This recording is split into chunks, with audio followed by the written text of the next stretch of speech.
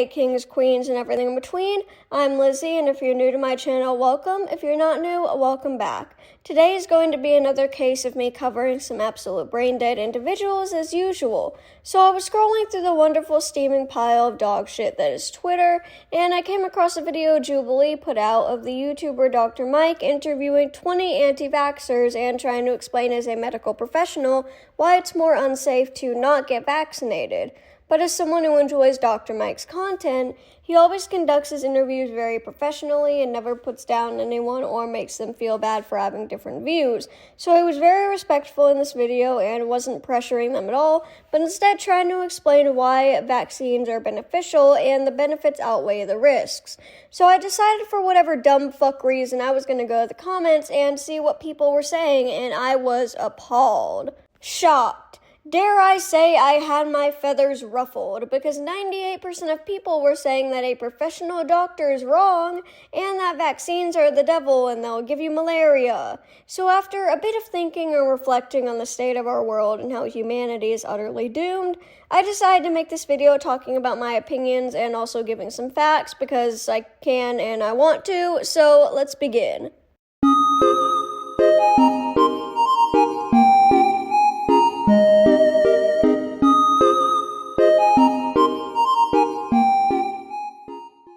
So firstly, allow me to explain what exactly a vaccine is. Well, everyone knows what it is, but let me explain how it works according to the Center for Disease Control and Prevention.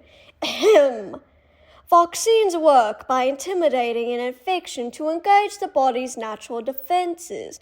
Okay, I won't do a British accent again, I am so sorry. Vaccines help the body learn how to defend itself from disease without the dangers of a full-blown infection. Or in simpler terms, they put some concoction in a needle and inject you with it so your body can become Seth Rollins and Dean Ambrose at Hell in a Cell. Okay, so if they're helpful, then why are so many people against it in the big 2025? And I'm not talking about the people who do it for religious reasons either. I'm just talking about the Karens that would gladly kill their child just to prove that they don't need no damn vaccines. After looking at the comments made from these strange creatures, I can say that there are many factors as to why someone may be hesitant to get vaccines. For example, some think it's a government conspiracy and they don't actually work. Some are uneducated and don't know why they're required, but the most common reason I saw for people refusing is because they think it will give their child some other disease, most notably autism.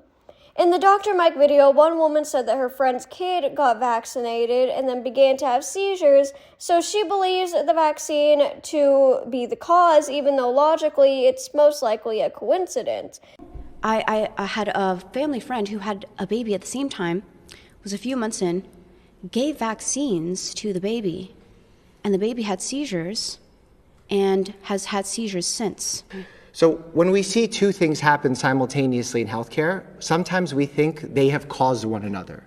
But unless we see a pattern of that happening over and over again on a large scale, right, it's more likely that this is just a coincidence of things happening at the same time. For example, I have a friend of mine who's a physician who vaccinates children very regularly. And they were about to give a child the vaccine, and before giving the vaccine, the child had a seizure. They went on and had more seizures throughout their life and ended up actually dying at a very young age because of a seizure disorder. The vaccine was never given. Had that happened 2 minutes later, what do you think would have been in the mother's mind and in the father's mind in that situation, other than, I definitely think that vaccine caused that problem? It could have just as easily happened before, which it did, and the vaccine wasn't responsible. People also fear that vaccines can cause autism, although there have been multiple studies saying that there is no direct link between the two. Yeah, vaccines have some risks, such as side effects and allergic reactions, but that's why most clinics have you wait a certain amount of time before leaving after getting vaccinations to make sure your body doesn't have a major reaction to it. Yes, there are some risks, but guess what? Everything in life has fucking risks. Walking has risks. You could fall or get run over by a crappy purple scion. Drinking water has risks. Too much, and you could have water intoxication, and your kidneys can't filter it out quickly enough, so the blood becomes diluted. Even eating and sleeping have risks. But guess what? No one complains about those being potentially harmful because the benefits outweigh the risks. You are never going to hear someone say that you shouldn't eat or you shouldn't be hydrated or you shouldn't go on that nice family walk where your parents won't even speak to each other. And it's the same for vaccines. If you don't get vaccinated, you are at greater risk for contracting a serious disease and putting others at risk. It's stupid and dumb and people are uneducated and this planet has gone to shit with no hope left for humanity. So anyways, that's going to be about it for this video. I know it was really short, but I do have a much longer video coming, so stay tuned for that. Anyways, get vaccinated. It sucks, but it keeps you safe. I love you all, stay safe, and never let anybody take your crown.